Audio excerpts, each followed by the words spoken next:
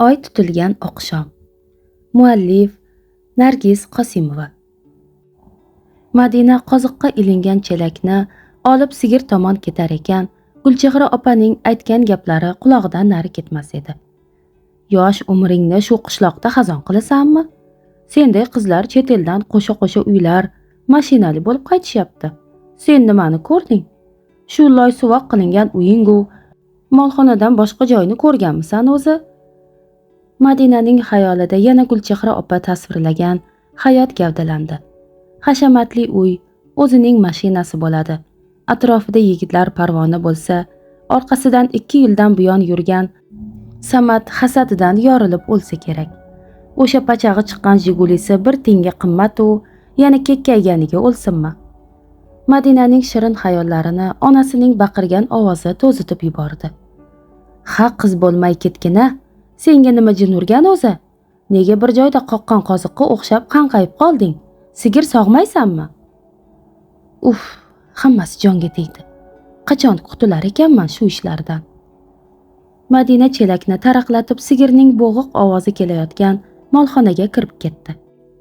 Madina 9-sinfga o'tganida o'qituvchisi barcha a'lochi o'quvchilarini avval Jizzaxga, bir oy o'tgach Toshkentga aylantirgani olib borgach, yosh qizaloqning halovati yo'qoldi. O'tirsa ham, tursa ham shaharning ko'kka bo'y cho'zgan binolari-yu, asfalt yotqizilgan keng va ravon ko'chalari haqida gapira boshladi. 9 yil o'qib, birinchi alifbo saboqlaridan dars olgan qadrdon maktabi ham ko'ziga o'ta xunuk ko'rina boshladi. Maktabida na pol bor, na tuzuk parta. Dadasining aytishicha 1950-yillarning oxirlarida shu maktab qishloqqa kiraverishda hashar yo'li bilan qurilgan ekan. Shundan buyon hech narsa o'zgargani yo'q. Faqat 70-yillarga kelib, shisha chiroq o'rnini qishloqqa o'tkazilgan elektr chirog'i egallaganini aytmasa, hali ham o'sha o'tin bilan yoqiladigan cho'yan pechka-yu, yillar davomida qirilib ola-bula bo'lib qolgan sinf doskasi. Qishloqlari tog' orasida joylashgani uchun 5 kilometrga cho'zilib ketgan. Odamlar uylarini suvga yaqin bo'lishi uchun soy bo'yiga qurishgan. Buning ustiga har bir uyning oralig'i kamida 500-600 metr. Qishloqlarida na bir klub bor, na bir tomoshagoh. Ularni kuya qo'yavering. Oddiy tibbiy punkt ham yo'q. Birov kasal bo'lib qolsa, yo soyning u tomoni 2 kilometr narida turadigan hamshirani olib kelishadi. Ot ulovi borlar esa 25 kilometr uzoqlikda joylashgan tuman kasalxonasiga chopadi. Yozda ham bir amallashar, qishda tog'larga qor tushganda qiyin. Bozor o'charning ham ahvoli shu. Qishloq odamlarining qoniga savdogarlikdan xudoyim solmagan shekilli, qishloqlarida bironta do'kon ham yo'q. Kim Jizzaxga yoki tuman markaziga borsa, kerakli narsalarni zakaz qilishadi. Xotin xalaj kuni bilan uyda. Ana opasi Dilnozani ko'rib nima qiladi? Shaharga borib buzilib ketadi deb maktabni bitirgani bilan erga berib yuborishdi. Endi 19 ga kirdi-yu, lekin 2 ta bolaning onasi. Onasining aytishicha, ayollarning qismati shu ekan. Akasi Shohruh bo'lsa 3 yildan buyon nima qilishini bilmay yuribdi. 1-2 marta Jizzaxga borib mardikorlik qildi. Lekin oxirgi marotaba borganida obdon kaltak yeb, ishlab topgan pullarini oldirib qaytdi-yu, so'ng kuni bilan ko'chaga chiqmay uyda yotadigan bo'ldi. Qiyin otasiga qiyin. Bog'laridagi barcha qurigan daraxtlarni kesib, o'tin qilishganidan so'ng hech bo'lmasa qishga ko'mirga pul toparman deb Mirzacho'lga katta akasining oldiga ishlagani ketgan edi. Mana bir oydan buyon undan xabar yo'q. Butun mol-hol hozir uning bo'ynida. Sigirni tong saharda sog'ish-u, podaga qo'shish, qo'y buzoqlariga o't o'rish-u. Hammasi jonga tegdi. 2 oydan so'ng maktabni bitiradi. Ana shunda Gulchehra opa va'dasida turib, chet elga olib ketsa, qaniydi? Suyumgul opa so'nggi paytlari qizining o'zgarganligini ko'rib, xavotirga tusha boshladi. Qayoqdan ham shu uylarga opasi bilan Gulchehra ismli ayol keldi. Qizini boshini aylantirdi qo'ydi. Maktabni bitirgach chet elga ketarmish. Qizi tushmagur juda o'jarda, aytganini qilmaguncha qo'ymaydi. Dadasi bilan maslahatlashib, joy chiqsa uzatvormasa bo'lmaydi. Ammo Madinaning orzusiga farishtalar omin degan ekanmi, iyun oyining o'rtalarida Bitiruv imtihonlari tugashi bilan uylarida yana o'sha Gulchehra opa paydo bo'ldi. Bu safar uning yonida bir erkak ham bor edi. Keyin bilsa, u Gulchehra opaning turmush o'rtog'i ekan. Mehmonlar ularnikida 3 kun mehmon bo'lishdi. Mehmon atoy xudo deydilar. Ularga atab so'yilgan qo'zining go'shti ham tugab, Quvondiq aka mehmonlarni yana nima bilan mehmon qilish haqida bosh qotayotganida ular ketishga ijozat so'rashdi. Ammo safar oldidan Madinaning otasi bilan uzoq allanimalar xususida gaplashishdi. Madina faqat o'zining taqdiri haqida gap ketayotganligini sezdi. Ichki bir hayajon bilan ularga choy olib kirganida qulog'iga chalingan uzuq-yuluq gaplardan Gulchehra opa avgust oylarida kelib uni olib ketmoqchi ekanligini eshitib, yuragi shodlikdan hapriqar edi. Mehmonlar ketgach, Quvondiq ota uydagilari bilan maslahatlashib, qizining yo'l xarajatlari uchun o'g'lining to'yiga deb boqib qo'ygan 2 novvosini, 1-2 qo'yini sotdi. Pulni Madinaning hujjatlari bilan belgilangan kuni Gulchehra opaning eri olib ketdi. Har tugur, insofli, diyonatli odamlar ekan. Oradan 2 hafta o'tar o'tmas uylariga Gulchehra opa kelib, ingliz tilida yozilgan qandaydir qog'ozlarni Quvondiq otaga ko'rsatdi. Madinaga u avval Yaponiyada hunar o'rganish uchun o'qishini, keyin o'zi tengi qizlar bilan u yerda 1 yil ishlashini aytdi. Suyumgul opa bu gaplarni eshitib yig'lab yubordi. Iltijo bilan Quvondiq akaning yuziga boqdi. Qo'ying, qizingiz Yaponga bormay qo'ya qolsin. Qiz bola narsa bo'lsa, begona yurtlarda tentib yuradimi? Quvondiq aka xotiniga xo'mrayib qarar ekan, eng suyukli qizining shodlikdan porlab turgan ko'zlarini ko'rib cho'rt kesdi. Sen bilan menga nasib etmagan baxt qizingga nasib etyapti. O'qisin, odam bo'lsin, dunyo ko'rsin.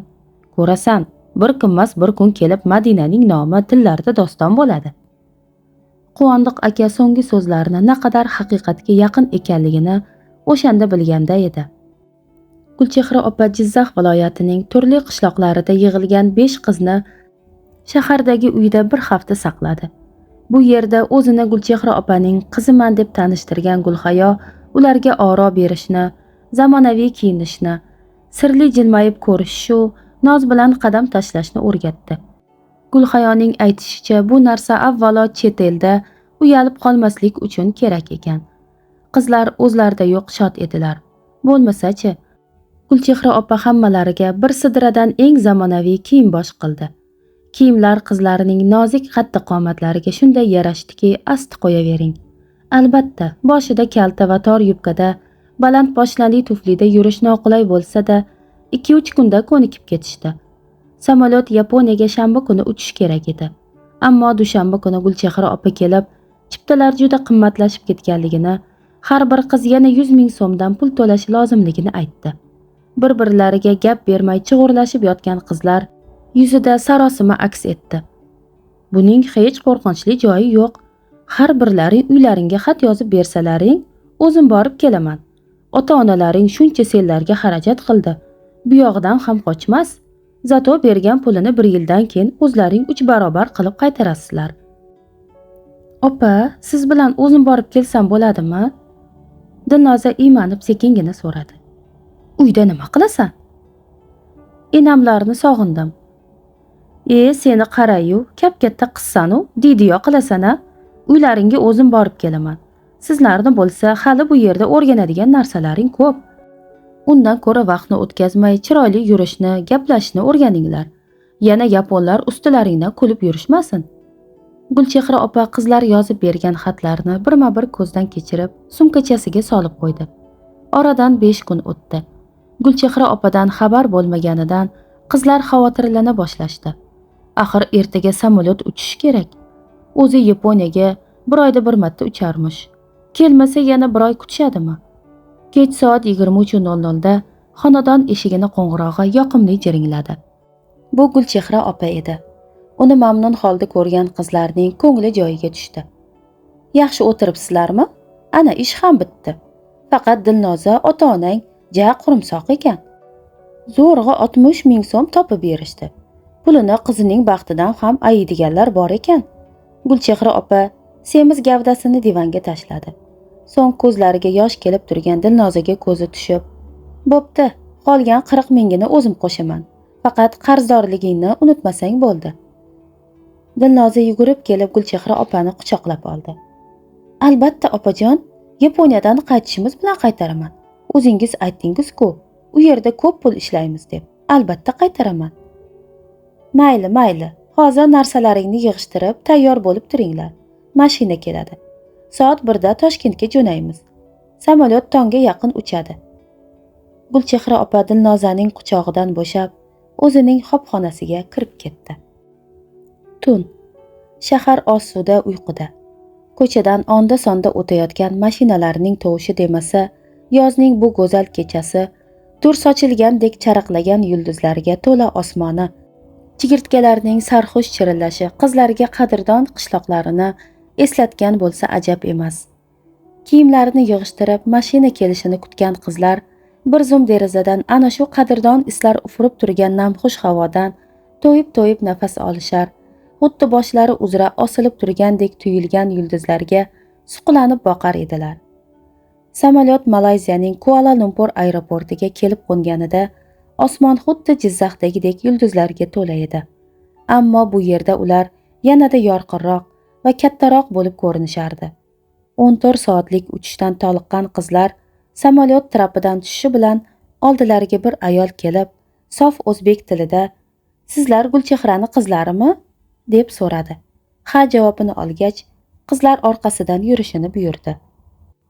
Ana, Gulchehra opa sizlarni u yerda kutib olishadi degandilar. Gaplari rost bo'lib chiqdi.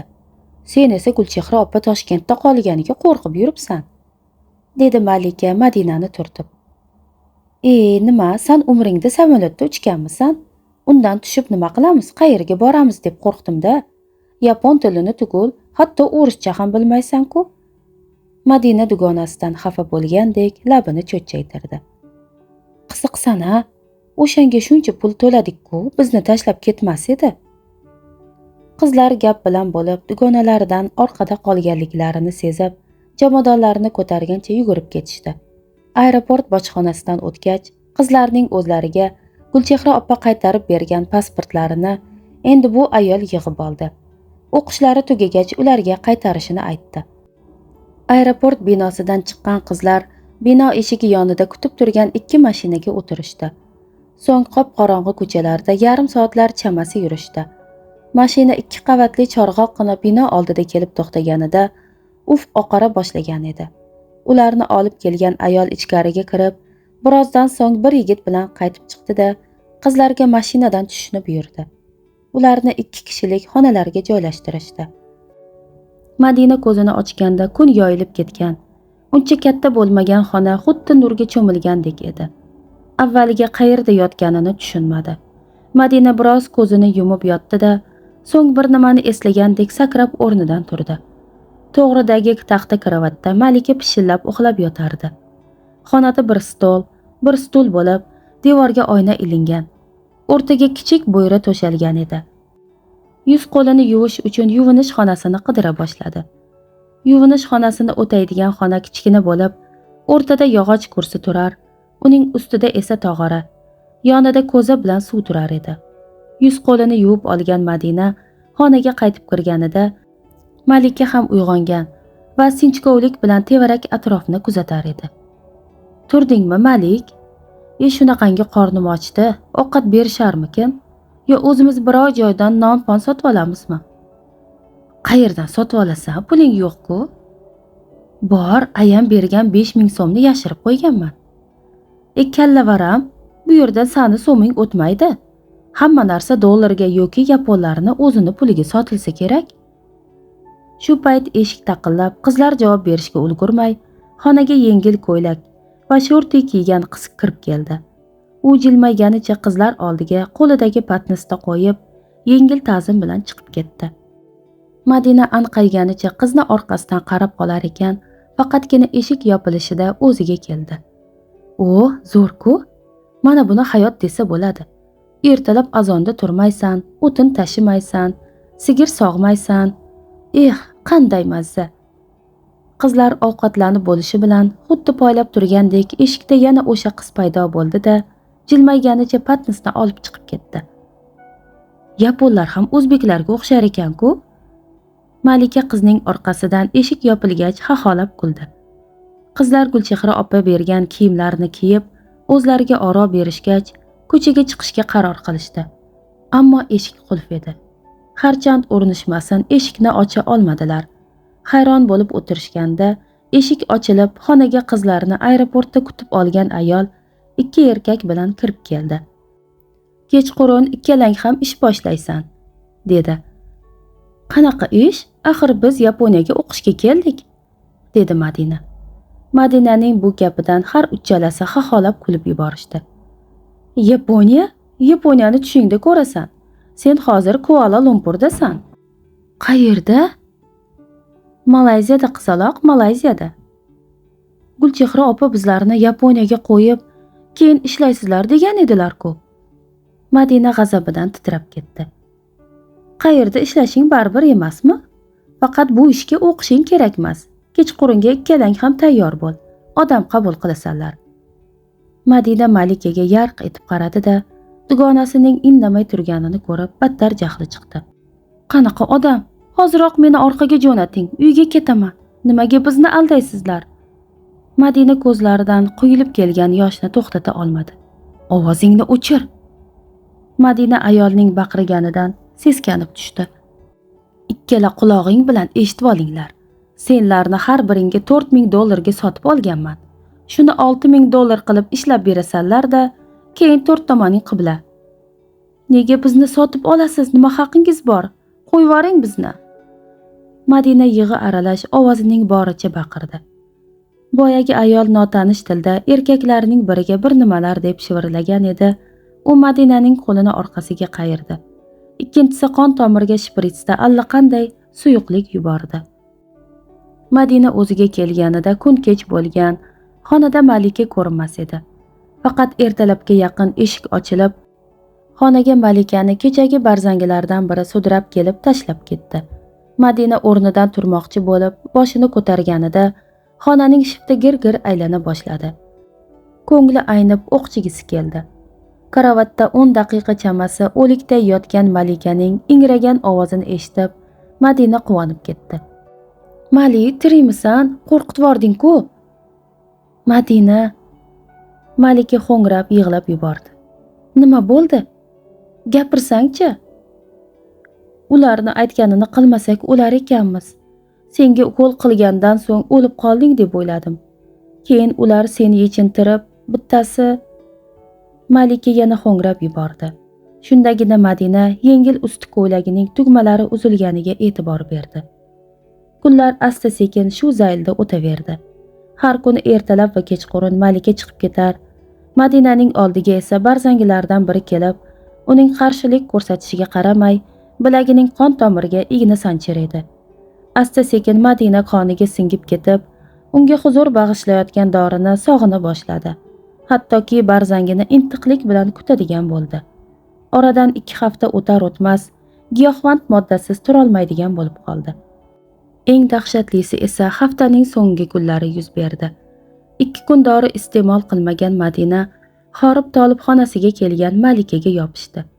"Malik, jon dugonajon, abuga ayt kelsin, bo'lmasa o'lib qolaman. Hamma yog'im qaqshab ketyapti." Malika yonoqlari qizargan, ko'zlari bejo dugonasiga hayron bo'lib qaradi. "Uni ko'rarga ko'zing yo'q-ku, tinchlikmi?" Madina javob bera olmay, badaniga suqilgan ming-minglab ninalarning og'rig'idan g'ujanak bo'lib oldi. Dugonasining azob tortayotganini ko'rgan Malika yugurib yo'lakka chiqib ketdi. Birozdan so'ng o'zlarining bo'si Dila xonim bilan qaytib keldi. Ayol yerda g'ujanak bo'lib yotgan Madinaning oldiga cho'kkalab, sekin qulog'iga shivirladi. "Agar hali ham o'jarlik qilsang, bundan battar bo'ladi." Madina ko'zini ochib, tepasida Dila xonimni ko'rdi-da, unga qarab talpindi. "Opajon, abuga ayting, menga ozroq dori bersin, bo'lmasa o'lib qolaman." "Albatta aytaman, faqat sen aqlli bo'lsang bo'ldi." "Aytganingizni qilaman, faqat ayting, tezroq kelsin." Madina og'riq kuchidan ingrab yubordi. "Aytaman, hozir abu keladi. Faqat kechqurun ishga chiqasan." Dila xonim xonadan chiqib ketgach, 5 daqiqa o'tar o'tmas xonaga Abu kirib, Madinaning qon tomiriga giyohvand modda yubordi. Madina chuqur tin olib karavotga cho'zilar ekan, kechqurun nima bo'lishini mutlaqo o'ylamas edi. Shu paytda chigirtkalarning chirillashi ham tinib, osmon uzra sochilgan, charaqlab turgan yulduzlar xira tortdi. Ko'kda oy tutildi. Borliqni qoplagan sukunat esa xuddi ulkan arjaho kabi tirik jonzotni o'z domiga tortardi go'yo.